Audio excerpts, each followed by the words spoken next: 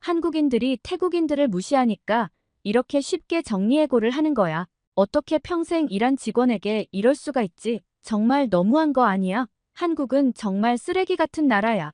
여기 한국에 대해서 증오로 가득 찬 태국 가족이 있습니다. 한국에 대해 말할 수 없는 증오심을 품고 있는 아버지와 옆에서 오열하고 있는 딸은 한국이 우리 인생을 망쳤다며 울분을 토하고 있습니다. 대체 이 태국 가족들에게 무슨 일이 있었던 걸까요? 오늘의 사연 만나보겠습니다. 안녕하세요. 제 이름은 수안나예요. 저는 태국 방콕 출신으로 꽤 유복한 생활을 하고 있었습니다. 아버지는 한국현대자동차 태국지사에서 일하시고 어머니는 전업주부신데요. 아버지 급여가 꽤 높은 덕에 우리는 방콕 중심가의 고급 아파트에서 살고 있었습니다. 31층에서 내려다보는 도시 전경은 정말 아름답죠. 한때 저희 가족은 누구보다 화목하고 남부러울 것 없었지만 한국으로 인해서 모든 것이 뒤바뀌어 버렸습니다. 오늘은 이 이야기를 좀 하려고 해요. 시작은 어느 집에나 있을 법한 부모 자식 간의 갈등이었습니다. 저희 부모님이 절 너무나 사랑하신다는 건 믿어 의심치 않습니다. 아버지는 아침 일찍 출근하셔서 늦은 밤에 들어오실 정도로 늘 바쁘셨고 때로는 주말 출근도 하셨지만 가족을 소중하게 여기셨기 때문에 한 달에 한 번은 꼭 가족 간의 시간을 가지고 저와 대화도 많이 나누세요. 어머니 역시 저를 언제나 응원해 주시는 분입니다. 어머니도 젊었을 때는 꿈이 많으셨대요. 하지만 결혼하고 저를 낳으면서 그 꿈들을 포기하셨죠. 그래서 저에게 더 많은 기대를 하시는 것 같았습니다.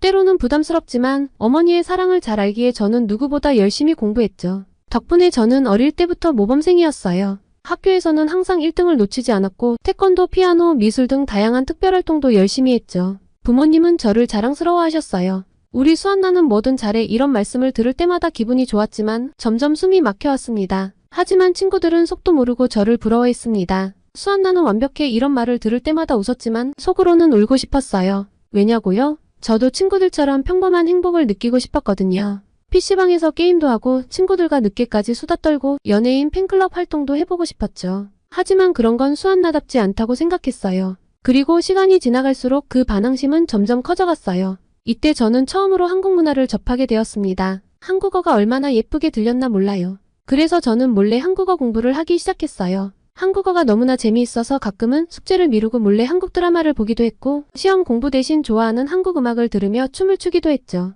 그럴 때마다 죄책감이 들었지만 동시에 작은 해방감도 느꼈어요. 유일하게 제가 숨을 쉴 수 있던 순간은 바로 한국이었습니다. 물론 제가 학업을 소홀하진 않았어요.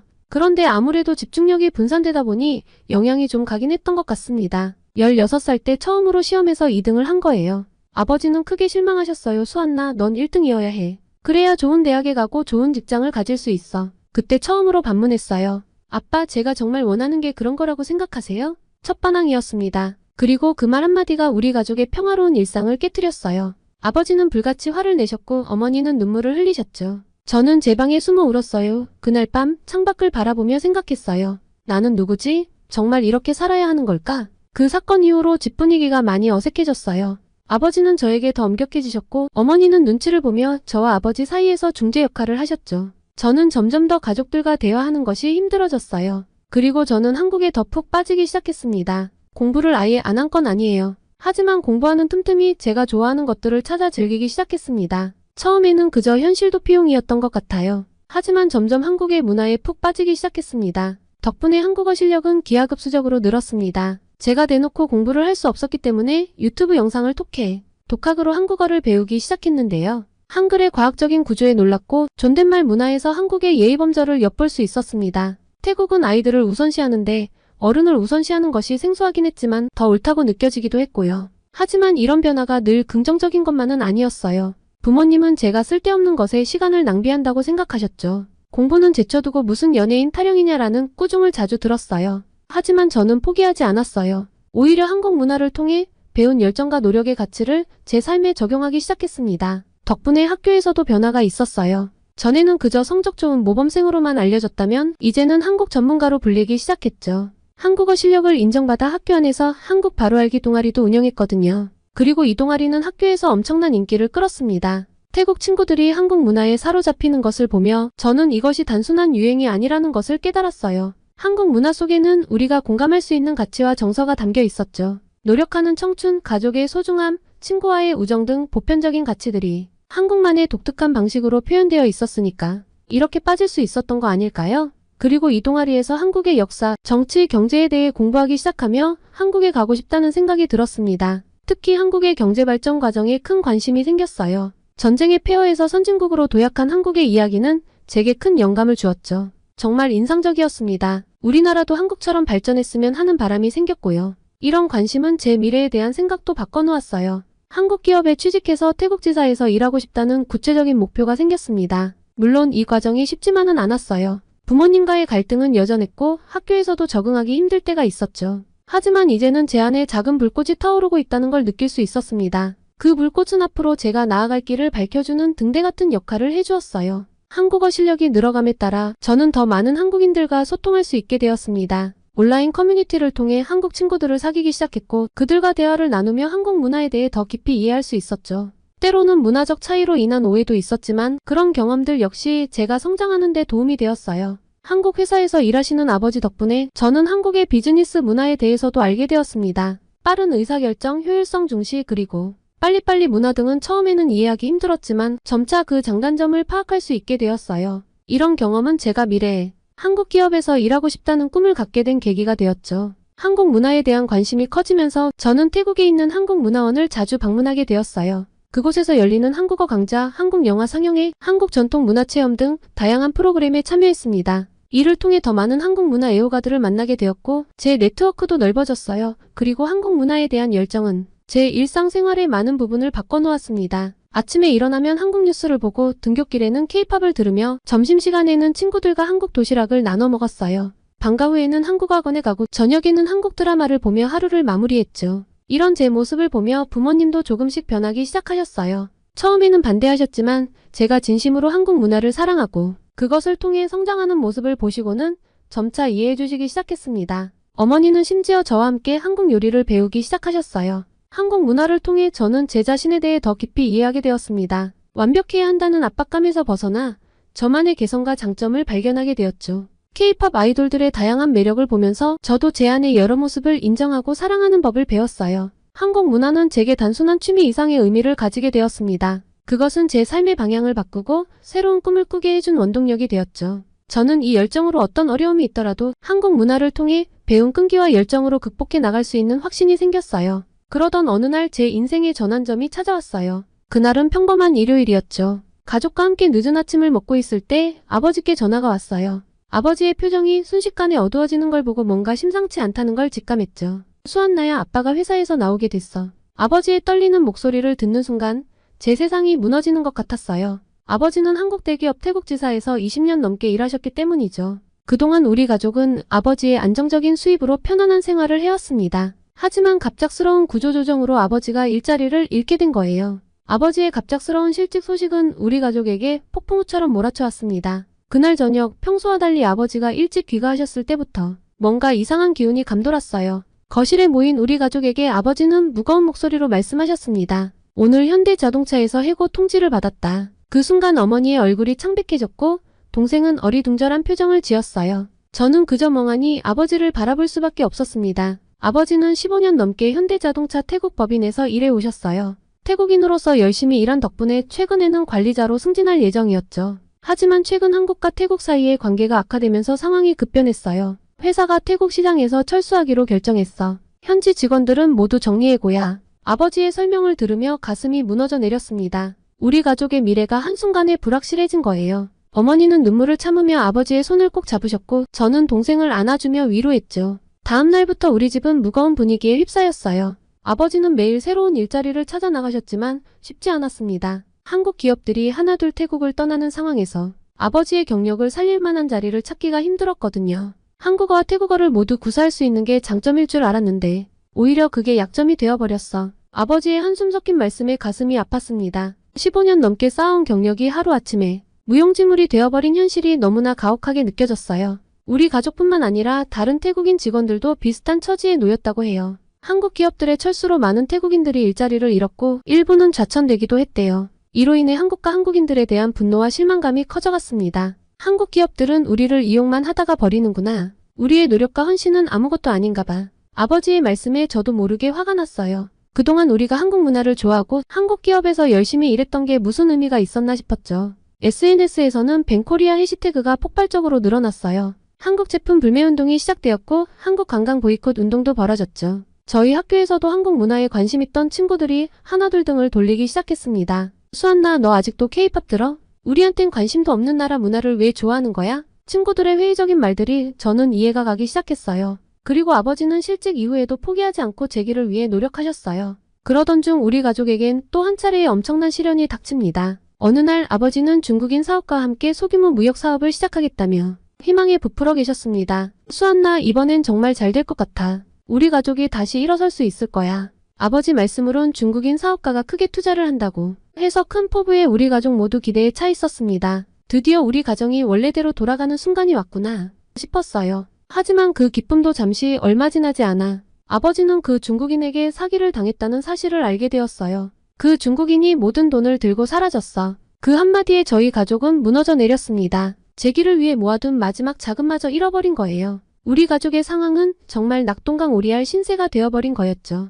절망 속에서 아버지는 점점 무기력해지셨어요. 매일 소파에 누워 천장만 바라보시는 모습에 가슴이 아팠습니다. 어머니도 더 이상 희망적인 말씀을 하지 않으셨고 집안 분위기는 최악으로 치달았어요. 그런데 그때 우리에게 손을 내밀어준 건 아주 뜻밖의 인물이었어요. 바로 한국인이었습니다. 한국 교민회에서 연락이 왔어요. 우리 가족의 어려운 상황을 듣고 도움을 주고 싶다고 했습니다. 힘든 시기를 겪고 계신 걸 알고 있습니다. 저희가 조금이나마 도와드리고 싶어요. 교민회에서는 아버지에게 한국 기업과 연계된 새로운 일자리를 소개해 주셨어요. 비록 예전만큼 높은 직책은 아니었지만 아버지의 경력을 살릴 수 있는 자리였죠. 또한 우리 가족이 다시 일어설 수 있도록 임시주거지도 마련해 주셨습니다. 우리도 힘든 시기를 겪고 있지만 서로 돕는 것이 중요해요. 국적이 다르더라도 우리는 모두 이 땅에서 함께 살아가는 이웃이잖아요. 교민회 회장님의 따뜻한 말씀에 아버지의 눈에 눈물이 고였어요. 저 역시 가슴 깊은 곳에서 뭔가가 울컥 올라오는 걸 느꼈죠. 한국에 대한 인식이 완전히 달라진 순간이었어요. 전 아직도 그날을 잊을 수 없습니다. 한국 교민들의 도움으로 우리 가족은 조금씩 안정을 찾아갔어요. 이 경험을 통해 저는 한국인들이 다른 나라 사람들과 다르다는 걸 깨달았어요. 국적이나 문화의 차이를 넘어 어려울 때 서로 돕는 것이 얼마나 중요한지도 알게 되었죠. 한때는 한국과 한국인들에 대해 실망하고 분노했지만 이제는 다시 그들을 이해하고 존중하게 되었습니다. 교민회 활동을 하면서 저는 점점 더 성장해 갔어요. 한국어 실력은 물론이고 의사소통 능력, 리더십 스킬도 향상되었죠. 이런 경험들이 제 자신감을 높여주었고 미래에 대한 불안감도 줄여주었어요. 또한 이 경험을 통해 제가 얼마나 한국 문화를 사랑하는지 더욱 분명히 알게 되었어요. 어려운 시기에 한국 드라마와 K-팝 같은 그들의 문화는 제게 큰 위로가 되었고 한국 교민들의 도움으로 위기를 극복할 수 있었죠. 이런 경험들이 제 안에 한국에 대한 더 깊은 애정을 심어주었어요. 이 시기에 제 꿈도 더욱 구체화되었어요. 단순히 한국과 관련된 일을 하고 싶다는 막연한 바람에서 한국과 태국 사이의 문화적, 경제적 교류를 돕는 전문가가 되고 싶다는 구체적인 목표로 발전했습니다. 이를 위해 국제관계학과 경영학을 함께 공부하기로 결심했어요. 지금 돌이켜보면 그 시기가 제 인생의 전환점이었던 것 같습니다. 그러던 어느 날 제 인생에서 가장 큰 위기를 맞이하게 되었어요. 그건 고등학교 3학년 때 찾아왔죠. 갑자기 심한 두통과 고열로 쓰러진 거예요. 처음에는 단순한 감기인 줄 알았습니다. 수한나야, 좀 쉬어. 내일이면 나아질 거야. 어머니의 말씀에 그저 푹 자고 일어나면 괜찮아질 거라 생각했어요. 하지만 상태는 점점 악화되었어요. 고열이 떨어지지 않고 두통은 더욱 심해졌죠. 평소 건강했던 제가 이렇게 아픈 적은 처음이었습니다. 부모님의 얼굴에 걱정이 가득했죠. 수한나야, 이러다 큰일 나겠어. 병원에 가자. 방콕의 큰 병원을 찾았어요. 의사 선생님의 표정이 심각해지는 걸 보고 불안해지기 시작했습니다. 뇌수막염 증상이 의심됩니다. 즉시 정밀 검사를 해봐야겠어요. 의사 선생님의 말씀에 온몸에 식은땀이 흘렀습니다. 뇌수막염이라니 생명이 위험할 수도 있다는 걸 알고 있었거든요. 제발 아니기를. 검사 결과를 기다리는 동안 눈물이 멈추지 않았어요. 결과는 최악이었어요. 정말로 뇌수막염 진단을 받았습니다. 즉시 입원하셔야 합니다. 상태가 매우 위중해요. 의사 선생님의 말씀에 온 세상이 무너지는 것 같았어요. 병원비, 학업, 가족, 그 모든 게 걱정되었죠. 하지만 그때는 살아남는 것만이 중요했어요. 입원 후 상황은 더욱 악화되었어요. 고열과 두통이 계속되었고 의식도 흐려지기 시작했죠. 부모님의 걱정 어린 목소리가 희미하게 들렸지만 대답할 힘조차 없었습니다. 그때였습니다. 한 한국인 의사 선생님을 만나게 되었어요. 태국으로 의료봉사를 온 김재훈 선생님이었죠. 수한나 씨, 제가 도와드리겠습니다. 이 한국인 선생님의 말씀에 희망이 생겼습니다. 김 선생님이 한국 유명 병원과의 치료를 연계해 주셨어요. 저는 빠른 시일 내에 한국으로 출국했습니다. 새로운 치료가 시작되고 며칠 후 기적이 일어났습니다. 열이 조금씩 내리기 시작했고 의식도 점점 또렷해졌죠. 한국의 선진화된 의료기술은 정말 달랐습니다. 매우 체계적이고 제 상황을 항상 체크했죠. 주변 환자분들과 의료진분들은 가끔 지나갈 때 맛있는 것들을 주었어요. 이게 한국에서는 흔한 일이란 걸 알자 제 마음은 더욱 따뜻해졌습니다. 그렇게 한 달이 지나고 드디어 퇴원할 수 있게 되었어요. 이 경험은 제 인생을 완전히 바꿔놓았어요. 죽음의 문턱에서 살아 돌아온 후 삶을 대하는 태도가 달라졌습니다. 매 순간을 더욱 소중히 여기게 되었고 한국에 감사하는 마음을 갖게 되었죠. 특히 한국과 한국 문화에 대한 제 마음이 더욱 깊어졌어요. 김 선생님을 통해 본 한국인의 따뜻함과 전문성 그리고 한국에 발달된 의료기술이 제 생명을 구했다는 사실에 큰 감동을 받았습니다. 병원비 문제도 기적적으로 해결되었어요. 김 선생님과 교민들의 도움으로 치료비를 지원받을 수 있었어요. 수한나 씨 걱정 마세요. 우리가 도와드릴게요. 한국인들의 이런 따뜻한 마음에 또 한 번 감동받았습니다. 태국으로 돌아갔을 때 저는 제 경험을 친구들과 나누었어요. 한국 문화와 의료기술의 우수성 그리고 한국인들의 따뜻한 마음에 대해 이야기했죠. 한국인들은 정말 친절해. 그리고 알아보니까 불법 체류일들이 한국 사회에서 꽤 문제가 크다고 하더라고. 처음엔 믿지 않던 친구들도 점점 저의 구체적인 설명에 다시 한국에 대해 관심을 가졌고 몇몇은 저와 함께 한국어를 배우기 시작했어요. 그리고 드디어 제 꿈이 현실이 되는 순간이 왔습니다. 서울의 한 대학 어학당에 입학하게 된 거예요. 부모님과 친구들 그리고 김재훈 선생님까지 모두가 저를 축하해 주셨죠. 설렘과 두려움이 가득한 마음으로 인천공항에 발을 디뎠어요. 한국에서의 첫 느낌은 추위였습니다. 3월에 한국은 방콕과는 비교도 안 되게 추웠죠. 하지만 그 차가운 공기가 오히려 상쾌하게 느껴졌어요. 드디어 여기 왔구나 라는 생각에 가슴이 벅차올랐죠. 어학당 기숙사에 도착해서 처음 만난 룸메이트 지수는 제게 큰 도움이 됐어요. 수한나야, 한국 생활 적응하는 데 어려움이 있으면 언제든 물어봐. 지수의 따뜻한 말 한마디에 안도감이 들었습니다. 수업은 정말 힘들었어요. 한국어로만 진행되는 수업을 따라가는 게 쉽지 않았죠. 하지만 포기하지 않았습니다. 매일 밤 늦게까지 도서관에서 공부했고 모르는 건 선생님께 질문했어요. 수한나 씨 열정이 대단하네요. 앞으로가 기대됩니다. 선생님의 이런 말씀에 더욱 힘을 내게 됐습니다. 한국어 실력이 늘면서 저는 한국 문화를 더 깊이 이해하게 되었어요. 드라마나 영화를 자막 없이 볼 수 있게 되었고 한국 노래의 가사도 이해할 수 있게 되었죠. 이런 경험들이 한국 문화에 대한 제 사랑을 더욱 깊게 만들어 주었습니다. 어학당에서 진행한 문화체험 프로그램도 정말 좋았어요. 한복을 입고 경복궁을 방문하고 김치 만들기 체험을 하고 태권도도 배워봤습니다. 이런 활동들을 통해 한국의 전통과 현대가 조화롭게 공존하는 모습을 직접 느낄 수 있었어요. 주말에는 종종 한국의 여러 도시를 여행했어요. 부산의 해변, 전주의 한옥마을, 제주도의 아름다운 자연같이 각 지역마다 특색 있는 문화와 풍경을 보며 한국의 다양성에 놀랐죠. 그리고 어학당 생활 중 가장 기억에 남는 건 한국어 말하기 대회예요. 처음에는 자신이 없었지만 친구들과 선생님의 격려로 용기를 내어 참가했죠. 한국과 태국의 가교가 되고 싶습니다. 라는 주제로 연설을 했는데 놀랍게도 3등을 차지했습니다. 이 경험이 제 자신감을 크게 높여주었죠. 어학당 생활이 끝나갈 무렵 저는 한국어 능력 시험에서 최고 등급을 받았어요. 이 결과는 제게 큰 자부심을 주었고 앞으로의 꿈을 향해 더 큰 도전을 할 수 있다는 믿음을 주었죠. 이곳에서 저는 언어뿐만 아니라 삶의 지혜도 배웠습니다. 한국인들의 정, 끈기, 열정 이 모든 것들이 제 삶의 일부가 되었어요. 그동안 저는 많은 것을 배우고 경험했죠. 하지만 동시에 새로운 꿈도 생겼어요. 바로 한국에서 대학원에 진학하는 겁니다. 저는 한국어 시험을 다시 보기로 했고 이번에는 완벽한 점수를 목표로 하고 있습니다. 힘들 때면 한국에서의 추억들을 떠올리며 힘을 내요. 이 수상은 제게 큰 자신감을 주었어요. 한국 대학원 진학에 대한 꿈을 이룰 수 있다는 확신이 생겼죠. 그리고 얼마 후 정말로 서울의 한 대학교 한국학과 대학원에 합격 통지를 받게 되었습니다. 이렇게 저의 새로운 여정이 시작됐어요. 한국이 제게 꿈을 심어줬다면 이제는 그 꿈을 현실로 만들어줄 겁니다. 어떤 어려움이 있더라도 저는 포기하지 않을 거예요. 한국에서 배운 열정과 끈기, 그리고 태국에서 이어받은 미소와 인내로 모든 것을 이겨낼 거예요.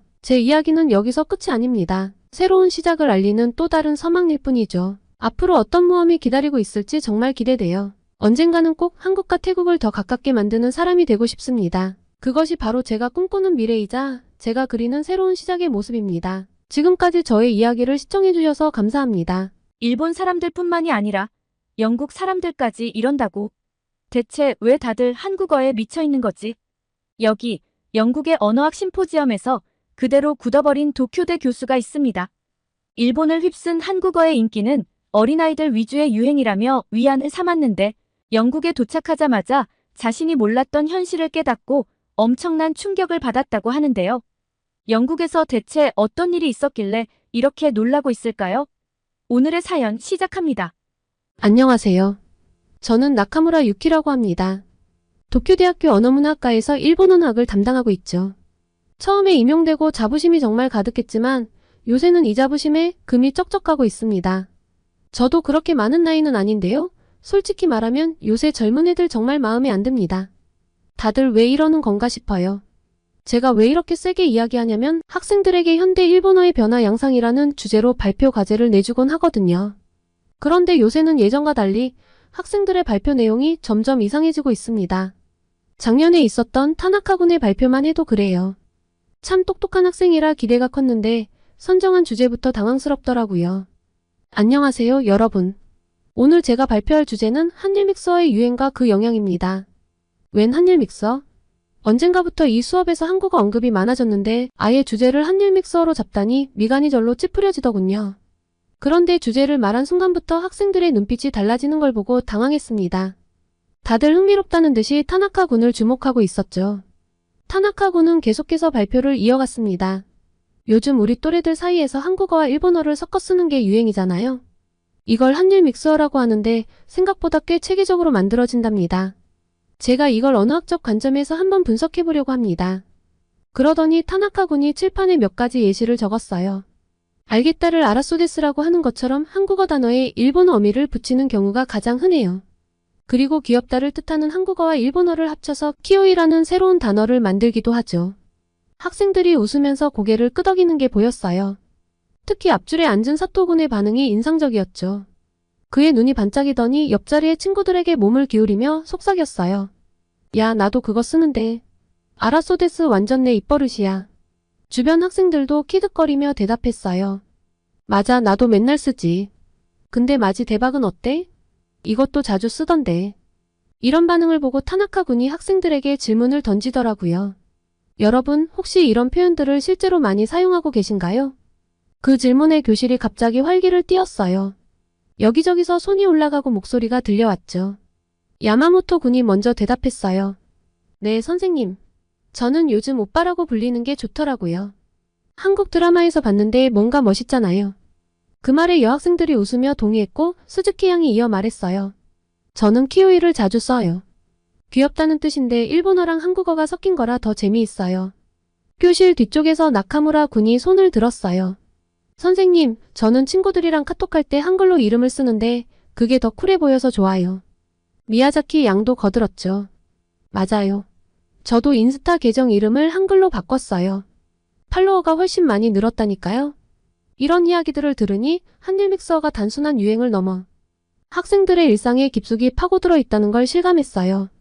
그들에게 이건 새로운 자기 표현 방식이자 또래 문화의 중요한 일부분이 된 것 같았죠. 친구들의 호응이 좋으니 타나카 군이 굉장히 신나 보였습니다. 계속해서 설명을 이어갔죠. 재미있는 건 문법 구조도 섞는다는 거예요. 최고인가요? 를 최고가요? 라고 하는 식이죠. 심지어 위험해라는 뜻의 일본어에 한국어 인대를 붙여서 야바인데? 라고 말하기도 해요. 그 순간 교실에서 웃음소리가 터져나왔어요. 학생들이 모두 공감하며 웃는 모습이었습니다. 그 교실에서 유일하게 저만 소외되어 있었어요. 타나카 군이 마지막으로 말했습니다. 이런 현상이 단순한 유행을 넘어서 우리 언어 생활에 큰 영향을 미치고 있어요. 심지어 초등학생들 사이에서는 한글로 이름을 쓴 명찰을 다는 게 유행이래요. 어쩌면 이런 한일 믹서가 나중에는 정식 언어로 인정받아 사전에 등재될 수도 있지 않을까요? 발표가 끝나자 교실은 술렁이기 시작했어요. 학생들은 서로 한일 믹서를 사용하며 대화를 나누기 시작했고 어떤 학생들은 자기가 한국 여행 다녀온 이야기를 하기 시작했죠. 저는 그 광경을 보면서 할 말을 잃었어요. 저는 이 한국어 유행이 정말 어린 10대 위주의 유행이라고 생각했거든요. 유행을 쫓아가려는 일부 10대요. 그런데 이렇게 젊은 층에게 보편적으로 퍼져 있다니 어떻게 받아들여야 할지 모르더군요. 이게 단순한 유행이 아니라 우리 언어의 정체성을 위협하는 것이라고 생각이 되었습니다. 결국 제가 입을 열었습니다. 여러분, 잠깐만요. 정말 이런 표현들을 일상적으로 쓰나요? 학생들이 일제히 고개를 끄덕였어요. 한 학생이 대답했습니다. 네, 교수님. 저희 친구들 사이에서는 이게 일상이에요. 가끔은 부모님들도 쓰시는데요. 한국 문화가 너무 멋있어서 자연스럽게 쓰게 돼요. 역시 한국의 것은 쿨하다 이런 인상을 주니까요. 쉬는 시간이 끝나고 다시 수업을 시작하면서 저는 학생들에게 물었어요. 여러분, 방금 전 타나카 군의 발표에 대해 어떻게 생각하나요? 한일 믹서가 우리 언어에 미치는 영향에 대해 각자의 의견을 들어보고 싶어요. 학생들은 적극적으로 자신의 생각을 말하기 시작했습니다. 대부분 긍정적인 반응이더군요. 우리가 영어를 쓰는 거나 한국어를 쓰는 거나 별 차이가 없다고 하는 거예요. 그럼 한국에 가본 적 있는 사람? 손 들어볼까요? 놀랍게도 반 이상의 학생들이 손을 들었어요. 한 학생이 신나서 말했습니다. 저는 작년에 한국 여행 다녀왔는데 정말 좋았어요. 거기서 배운 한국어랑 우리말을 섞었으니까 더 재미있더라고요. 다른 학생들도 너도 나도 한국 여행 이야기를 하기 시작했습니다. 아직 못 가본 학생들은 저도 꼭 가보고 싶어요. 라며 눈을 반짝였고요. 마지막으로 제가 물었습니다. 그럼 여러분, 우리 고유의 언어와 문화에 대해서는 어떻게 생각해요? 이렇게 외국 문화와 언어가 섞이는 게 좋다고 생각하나요? 잠시 침묵이 흐르더니 한 학생이 조심스럽게 대답했어요. 선생님, 저희가 한국어를 섞어 쓴다고 해서 우리 문화를 잊는 건 아니에요. 오히려 두 문화를 모두 이해하고 즐길 수 있어서 좋은 것 같아요. 다른 학생도 거들었습니다. 맞아요. 우리말도 소중하지만 다른 나라 말을 배우면서 우리 시야가 넓어지는 것 같아요. 이게 나쁜 건 아니라고 생각해요. 그 말을 듣고 저는 깊은 생각에 잠겼습니다. 학생들의 의견은 제가 생각했던 것과는 달랐어요. 그들에게 이 현상은 위협이 아니라 새로운 문화 경험이자 즐거움인 것 같았죠. 하지만 여전히 마음 한편으로는 우리의 정체성이 흐려지는 것 같아 불안했습니다. 그리고 이 불안감은 매년 매학기 수업을 할 때마다 점점 더 커지고 있었는데요. 다들 한국 혈통인가 싶을 정도로 한국에 우호적이어서 수업이 끝나고 연구실로 돌아오는 길에 머릿속이 복잡해졌어요. 학생들의 반응이 너무나 충격적이었거든요. 우리말과 문화에 대한 자부심은 어디로 간 걸까요? 한숨을 푹 내쉬고 교수 식당으로 갔는데 동료 교수님이 저를 보고 묻더군요. 유키 선생 얼굴이 안 좋아 보이네요. 무슨 일 있었어요? 저는 한숨을 쉬며 대답했죠. 사토 교수님, 오늘 학생들 발표를 들었는데 정말 놀랐어요. 요새 젊은 애들이 너도 나도 한일 믹서라는 걸 쓴대요. 우리말하고 한국어를 막 섞어서 쓰는 거예요. 사토 선생님은 오히려 흥미롭다는 표정을 지었어요. 아, 그거요? 요즘 젊은이들 사이에서 유행이라던데. 재미있지 않나요? 저는 믿을 수 없다는 듯이 그를 쳐다봤어요. 재미있다고요? 우리 언어가 오염되고 있는데 어떻게 그렇게 말씀하실 수 있죠? 그때 옆자리에 카츠로 교수가 끼어들었어요. 유키 선생 너무 부정적으로만 보지 마세요. 이건 문화 교류의 한 형태일 뿐이에요. 오히려 우리 학생들의 국제적 감각을 키워주는 좋은 기회일 수도 있어요. 저는 고개를 저었어요. 하지만 우리의 정체성은요? 우리 고유의 문화와 언어는 어떻게 되는 거죠? 카츠로 교수는 미소를 지으며 말했어요. 유키 선생, 문화란 항상 변화하고 발전하는 거예요. 우리가 지금 쓰는 일본어도 과거의 그것과는 많이 다르잖아요. 이것도 그런 변화의 한 과정일 뿐이에요. 카츠로 교수님의 말에 수긍할 수 없었지만 더 이상 반박할 말이 떠오르지 않았어요. 그렇게 하루 종일 찝찝한 기분으로 지내고 집으로 돌아갔습니다. 집에 가보니 방학을 맞아 조카 마이코가 놀러와 있었어요. 고등학생인 마이코를 보자 문득 궁금증이 생겼죠. 마이코, 너도 혹시 한일 믹서 쓰니? 마이코는 눈을 동그랗게 뜨며 대답했어요. 이모도 안 해? 당연히 쓰지. 요즘 애들 다 그렇게 말해. 한국어 못하면 따돌림 당할 수도 있다고. 그 순간 마이코의 가방에 달린 명찰이 눈에 들어왔어요. 한글로 마이코라고 쓰여 있었죠. 마이코, 그 명찰 한글이구나. 마이코는 활짝 웃으며 말했어요. 응, 이거 요새 완전 대유행이야. 한글로 이름 쓰는 게 완전 인싸템이거든. 이모, 근데 나 얼마 전에 한국 갔다 온 거 알아? 진짜 대박이었어. 역시 한국은 최고야. 순간 현기증이 났어요. 제 조카가 한국을 이렇게 좋아하는 것도 당황스러웠고 인싸템이니 대박이니 하는 말들도 당황스러웠거든요. 마이코, 잠깐만. 그게 다 무슨 뜻이야? 마이코는 제 반응이 우스운 듯 키득거렸어요. 이모도 참, 인싸템은 잘 나가는 애들이 쓰는 아이템이라는 뜻이고 대박은 최고, 엄청 좋다는 뜻이야. 완전 기본 중에 기본인데 어느 학교 쓰면서 그것도 몰라? 저는 그 자리에 털썩 주저앉고 말았어요. 우리말이, 우리 문화가 이렇게 변해가고 있다니 정말 심각한 문제라고 느꼈습니다. 다음날 같은 과 교수님과 이야기를 하다가 이 문제를 제기했어요. 우리 학생들이 쓰는 언어가 심각하게 오염되고 있어요. 이대로 가다가는 우리의 정체성을 잃게 될 거예요. 뭔가 대책을 세워야 해요. 하지만 대부분의 교수들은 제 우려를 심각하게 받아들이지 않았어요. 오히려 이런 현상이 자연스러운 언어 발전의 과정이라며 긍정적으로 봐야 한다고 했죠. 이야기가 통하지 않아 서글픈 마음으로 연구실로 돌아왔습니다. 제가 너무 꽉 막히고 답답한 사람인 걸까요? 언어는 그 나라의 문화 정체성이라고 생각하는데 이렇게 일본의 근간이 흔들리는 건 너무나 심각한 일이 아닌가요? 하지만 주변 사람들은 아무도 제 걱정을 이해해주지 않았습니다. 결국 저는 다음 학기부터 직접 행동으로 옮기기로 했어요. 수업 내용을 크게 바꿨는데요. 우선 일본 고전 문학을 더 많이 다루고 우리 언어의 역사와 특징에 대해 깊이 있게 가르치는 것으로 계획을 세웠죠. 학생들이 우리말의 아름다움을 깨닫게 된다면 분명 변화가 있을 거라고 믿었거든요. 하지만 현실은 제 기대와 달랐어요. 제 강의의 수강 신청 인원은 역대 최악을 기록했습니다. 올해의 시작은 정말 끔찍했어요. 동료 교수들도 저를 이해하지 못했죠. 유키 선생 시대에 뒤떨어진 수업으로는 학생들의 관심을 끌 수 없어요. 라는 말을 듣고 정말 큰 좌절감을 느꼈습니다. 그렇게 학생들에게 외면당한 한 학기가 지나고 저는 깊은 고민에 빠졌어요. 제가 너무 고루한 생각을 하고 있는 걸까요? 아니면 정말로 우리 문화 언어가 위험에 처한 걸까요? 이 질문에 대한 답을 찾기 위해 노력하던 중 도쿄대학교 교육학과에서 문부가 학성과 함께 현대 일본의 언어 교육 방향성 심포지엄에 참여하게 되었습니다. 제가 이 심포지엄의 주요 패널로 참가하게 되었는데 사실 마음이 무거웠어요. 과연 제 이야기를 주의 깊게 들어줄까? 하는 약간의 의문이 있었으니까요. 회의장에 도착해보니 이미 많은 교육 전문가들과 문부가 학성 관계자들이 모여 있었습니다. 심포지엄이 시작되고 제 차례가 되자 저는 조심스럽게 제 의견을 피력했어요. 최근 우리 젊은이들 사이에서 한일 믹서라는 것이 유행하고 있습니다. 우리말과 한국어를 마구 섞어 쓰는 현상인데 이대로 가다간 우리의 언어와 문화가 위험해질 것 같아 우려됩니다. 전통 문화 언어 교육을 더욱 강화해야 한다고 생각합니다. 그러자 문부가 학성의 한 관계자가 말을 받았어요.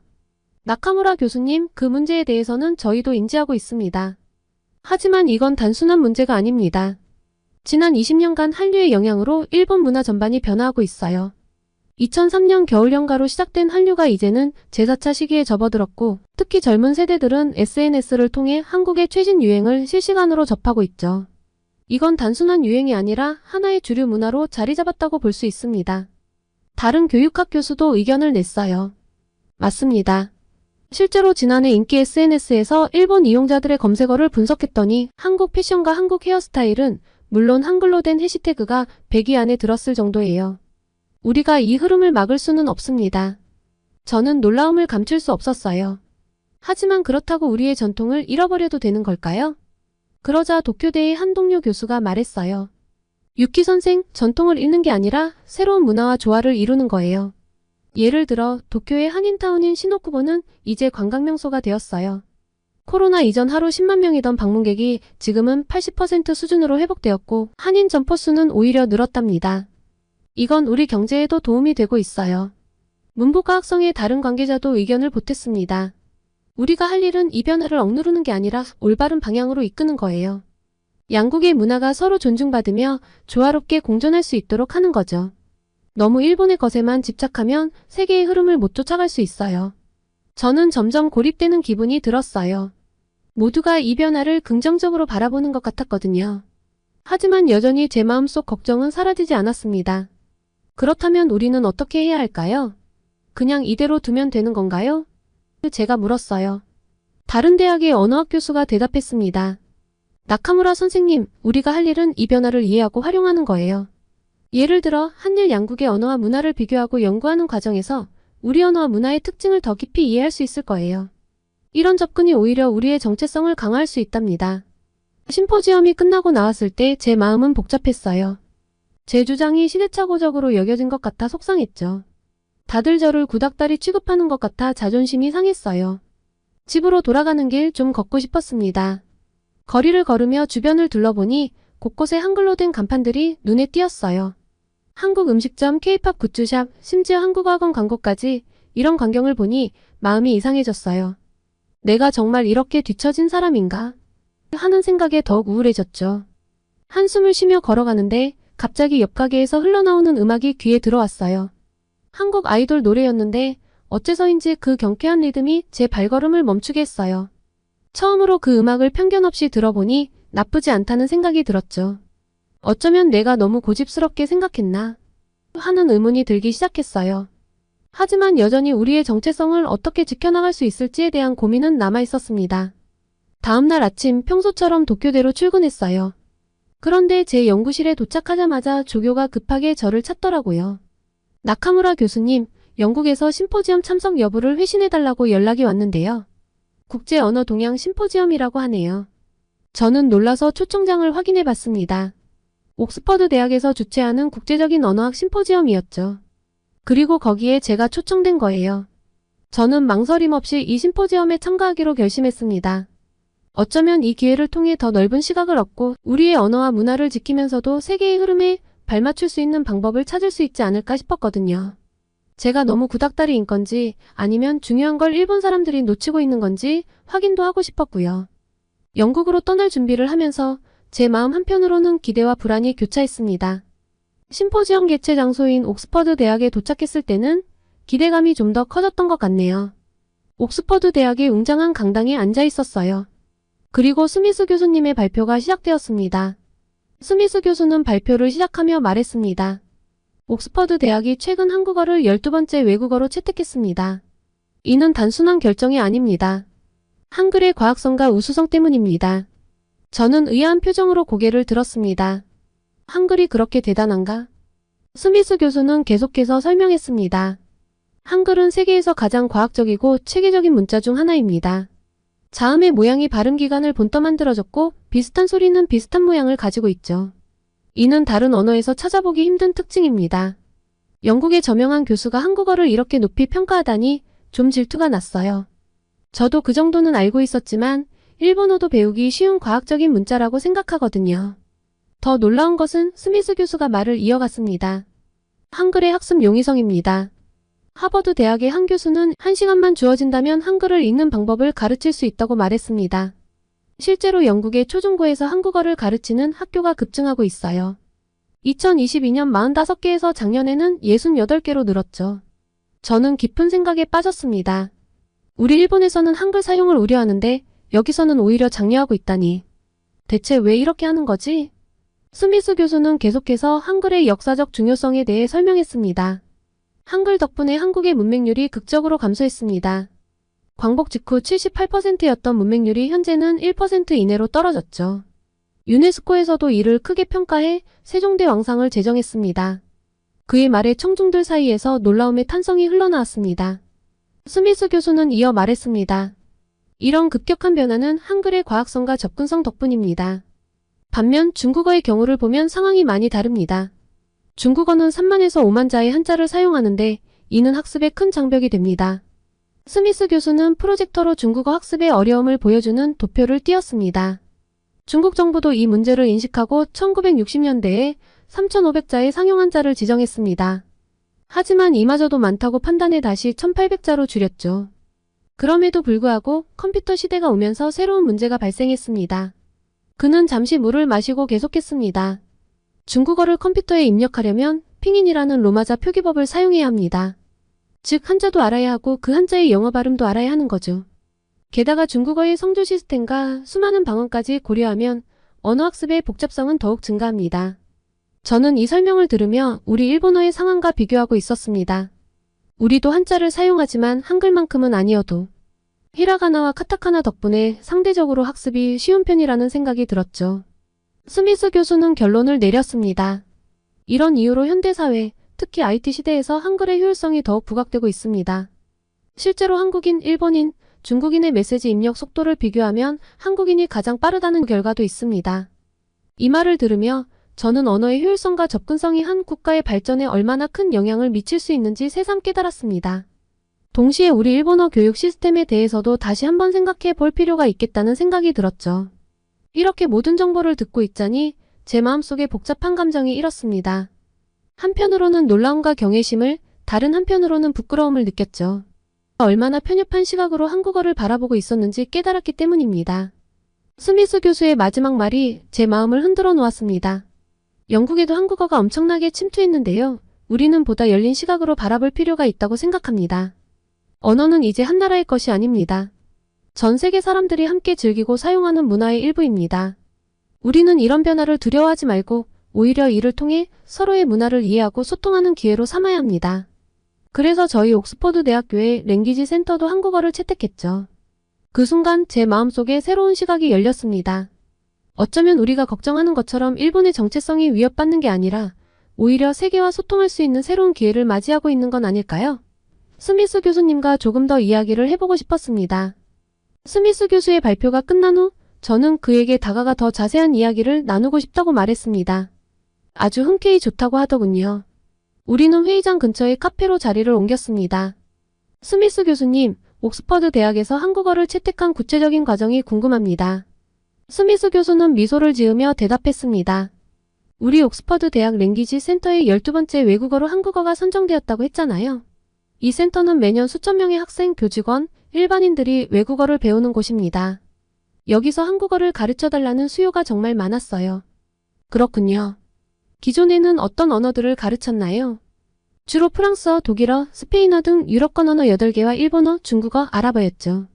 한국어는 올해 10월부터 시작할 예정입니다. 저는 궁금증을 참지 못하고 물었습니다. 왜 하필 한국어였을까요? 흥미로운 질문이에요. 스미스 교수가 답했습니다. 우리 아시아 중동학과의 조지은 교수가 이 프로젝트를 주도하고 있는데 그녀의 말에 따르면 한국어는 순수하게 영국 젊은 세대의 수요 때문에 채택되었다고 해요. 이는 매우 이례적인 일이죠. 젊은 세대의 수요라 단순히 아이돌이나 드라마 때문은 아닌가요? 스미스 교수는 고개를 저었습니다. 그 이상이에요. 사실 영국의 MZ세대에게 한국어는 일종의 판타지 언어가 되고 있답니다. 세련되고 쿨한 이미지의 언어로 인식되고 있어요. 저는 깊은 생각에 빠졌습니다. 일본이나 영국이나 한국이 쿨한 이미지로 인식되고 있는 건 똑같잖아요. 스미스 교수는 계속해서 설명했습니다. 덕분에 학부형들의 수요가 많아 영국의 초중고에서 한국어를 가르치는 학교가 급증하고 있는데요. 2022년 45개에서 작년에는 68개로 늘고 있고 영국 교육부에서도 이 현상에 큰 관심을 보이며 한국어 학습을 장려하고 있답니다. 와, 정말 놀라운데요. 한국어를 이렇게 보편적으로 많이 배우고 있다니 신기하기도 하고요. 그렇죠. 스미스 교수가 동의했습니다. 옥스퍼드 대학교에서는 지금 안녕 코리안이라는 7권짜리 교재를 만들고 있어요. 한국어는 이제 한국만의 것이 아니다라는 전제로 쓰고 있죠. 2021년에는 K-팝을 주제로 한 트윗이 전 세계적으로 78억 개에 달했어요. 사람들은 대박 먹방 같은 단어를 자기들 언어와 조합해 쓰면서 즐깁니다. 한류 팬들끼리 가상의 K-세계관을 만들었고 한국어가 그들의 놀이 도구가 된 거죠. 그래서 이런 단어들 중심으로 교육을 할 예정입니다. 이 모든 이야기를 들으면서 저는 제가 얼마나 좁은 시각으로 언어와 문화를 바라보고 있었는지 깨달았습니다. 제가 좀 편협했던 것 같았어요. 스미스 교수의 마지막 말이 제 마음을 더욱 흔들어 놓았습니다.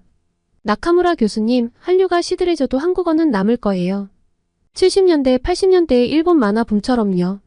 지금 한국어를 배우는 MZ세대들이 쌓은 문화적 유산은 오래 남을 겁니다. 언어학자라면 한국어를 연구하고 고민해볼 타이밍이에요. 심포지엄이 끝난 후 저는 다른 교수들과 함께 저녁 식사를 하게 되었는데요. 여기서도 한국어가 화제였습니다.